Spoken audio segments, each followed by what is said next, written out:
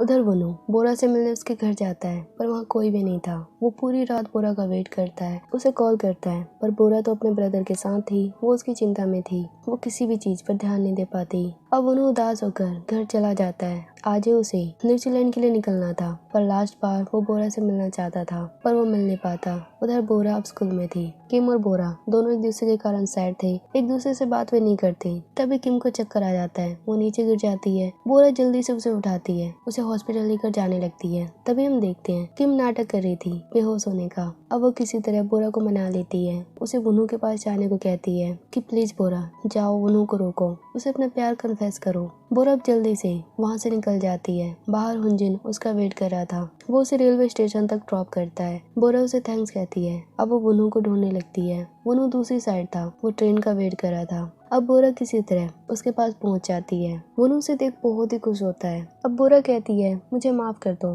मैं तुम्हारे साथ मूवी देखने नहीं गई, तुमसे ब्रेकअप कर लिया, तुमसे बात नहीं करी, ना ही तुम्हें रोका। सच में मैंने तुम्हारे साथ बहुत गलत किया। बोरा वहाँ बहुत रोती है। वनु ये सब देख हंसने लगता है और कहता है सीधा सीधा क्यों नहीं बोलती कि तुम मुझे लाइक करती हो, मुझसे प्यार करती हो, मेरे बिना नहीं रह सकती। बोरा साय फील कर रही थी। वो कहती है यहाँ कितने सारे लोग हैं, वे सब क्या सोचेंगे, मैं इनके सामने ये सब नहीं कह सकती।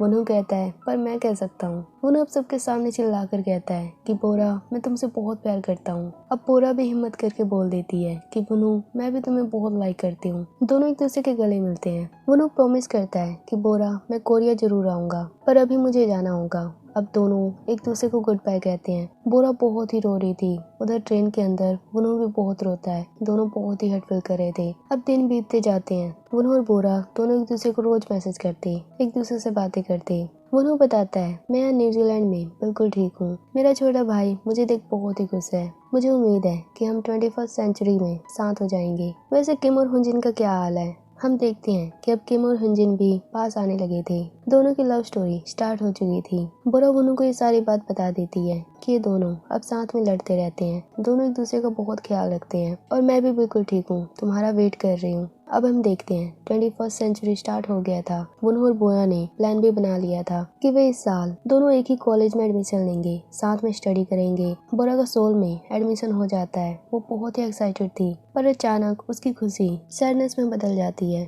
क्योंकि वनु का मैसेज आना बंद हो गया था। बोरा उसे रोज कॉल करती, मैसेज करती, पर वनु का कोई भी जवाब नहीं आता। वो सैड हो जाती, उसे वनु की चिंता होने लगी थी और डर भी लग रहा था कि कहीं वो उसे भूल तो नहीं गया, कहीं वो किसी और को तो डेट नहीं कर रहा। अब ऐसे कई साल बीत जाते हैं। बोरा धीरे धीरे वनु को भूलने की कोशिश करती है क्योंकि वनु की अब तक कोई भी खबर नहीं आई थी, पर अभी भी वो उसका वेट कर रही थी। घर वाले फ्रेंड्स सब बोरा को फोर्स करते ब्लाइंड डेट पे जाने के लिए, मैरिज के लिए। अब एक दिन बोरा ब्लाइंड डेट पे चली जाती है क्योंकि कैसे भी उसे आगे तो बढ़ना ही होगा। ब्लाइंड डेट पे जो बॉय आया था उसका नाम भी वनु था, जिसे सुन बोरा बिल्कुल इमोशनल हो जाती है क्योंकि वो आज भी वनु से प्यार करती है, उसका वेट कर रही है, पर उसे कैसे मिले। वो बॉय जो यहाँ आया था वो भी बोरा की हालत देख बिल्कुल डर चुका था। आगे बोरा पब्लिक बूथ पे जाती है, वहाँ वनु को कॉल करती है। कॉल तो नहीं लगता, पर बोरा वहाँ बहुत चिल्लाती है कि तुम चीटर हो, पागल हो, तुमने अपना प्रॉमिस तोड़ दिया, मुझे कैसे भूल गए, मैं तुमसे बहुत ही गुस्सा हूँ, मैं तुम्हें कभी माफ नहीं करूंगी। ये पूरी स्टोरी बोरा हमें बता रही थी। अब हम प्रेजेंट का सीन देखते हैं जो साल 2019 था, यानी 20 साल बीत चुके हैं। वनु अभी तक वापस नहीं आया। बोरा अभी भी उसका वेट कर रही है, उसे भूलने की कोशिश कर रही है, हमेशा अपने आप को काम में बिजी रखती है। एक दिन बोरा अपने फादर के शॉप पे जाती है। वो वहाँ एक पार्सल देखती है जो जोसेफ नाम के बंदे ने उसे भेजा था। ये वही सीन था जो मूवी की शुरुआत में हमने देखा था कि जोसेफ नाम के बंदे ने बोरा के लिए एक पार्सल भेजा था। उसने बोरा को एक एड्रेस पे बुलाया था।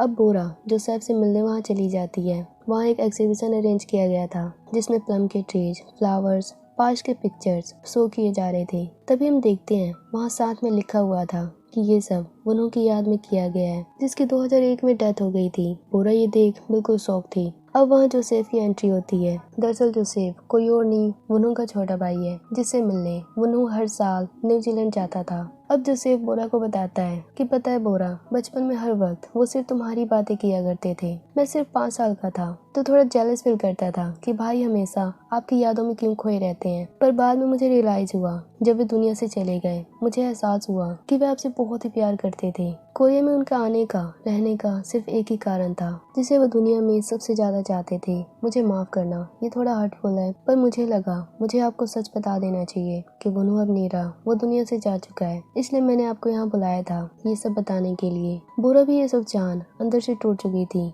वो जोसेफ को कहती है, तुम्हारा थैंक्स, तुमने सच बताकर बिल्कुल सही किया। नहीं तो पूरी लाइफ मैं बुनू को गलत समझती कि उसने शायद मुझे धोखा दिया, पर अब मैं सच जान चुकी हूँ। लेकिन मैं उसे कभी नहीं भूल सकती, वो मेरा प्यार है। आगे बोरा घर वापस आ रही थी। शाम हो चुकी थी। उसके फादर शॉप की सफाई कर रहे थे। बोरा उनसे एक वीडियो प्लेयर के बारे में पूछती है। उसके डैड उसे बता देते हैं। बोरा स्टोर रूम में उसे ढूंढने लगती है। आगे वो एक वीडियो टेप चलाती है जो जोसेफ ने उसे दिया था। दरअसल ये टेप में रिकॉर्डिंग थी जो उन्होंने अपने कॉलेज टाइम में करी थी, जब वो कोरिया में था, जब वो बोरा के साथ था। बोरा भी वीडियो देखने लगती है। उसमें वो सारी यादें कैप्चर थी, जब बोरा स्कूल में जाती थी, फ्लावर्स को स्मेल करती थी, क्लब अटेंड करती थी। कुछ फनी सीन भी थे जब बोरा मस्ती करती थी, कभी सोती रहती थी, शॉप में बुनू के कारण डांस करने लगती थी, प्लम ट्री के पास जब वो बुनू के साथ थी, जब वो फल खाती थी, जब बुनू बोरा को छेड़ा करता था।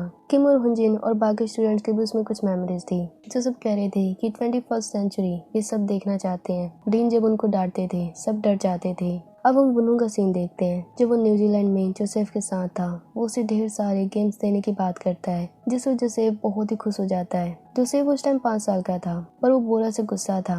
ये वही सीन था जब बुनू को बोरा ने अपने प्यार कन्फेस किया था और बुनू ने प्रॉमिस किया था कि वो वापस आएगा। अब अपने भाई से मिलने गया था। बुनू अपने भाई से बहुत सारी प्रॉमिस करता है कि वो उसके लिए इतने सारे गेम्स लाएगा, उसके साथ खेलेगा, पर हमेशा वो बोरा के बारे में ही बातें करता था। इसीलिए जिसे थोड़ा जेलस फील करता था। आगे बुनू उस रिकॉर्डिंग में कहता है, बोरा मैं तुम्हें बहुत ही मिस करता हूँ, पर पता है ये सारी रिकॉर्डिंग मैंने बहुत मुश्किलों से की है। सुबह सुबह उठकर शायद अभी तक तुम अभी सोई होगी, पर मैं वेट कर रहा हूँ 21st सेंचुरी का, जब मैं तुमसे मिलूंगा, जब हम साथ हो जाएंगे, एक दूसरे की केयर करेंगे। अपना ख्याल रखना, मैं जल्दी कोरिया आऊंगा। बोरा ये रिकॉर्डिंग देख पूरी इमोशनल हो चुकी थी। उसके आंसू बस बहे जा रहे थे, क्योंकि जिससे वो प्यार करती थी, जिसके लिए इतने सारे सपने देखे थे, वो भी इस दुनिया में नहीं है, सिर्फ उसकी यादें बची है। ये सीन बहुत ही हार्ट ब्रेकिंग था। वेल इस मूवी में हमें एक चीज का पता नहीं चला कि बुनू की मौत कैसे हुई और किस कारण से हुई। वैसे कौन कौन चाहता है इसका सीजन 2 भी आए जिसमें बुनू और बोरा दोनों कपल हो, पर शायद ये इम्पॉसिबल होगा। इसी के साथ इस मूवी की एंडिंग होती है। उम्मीद है ये स्टोरी आपको पसंद आई होगी। ये मूवी कैसी लगी कमेंट में जरूर बताना।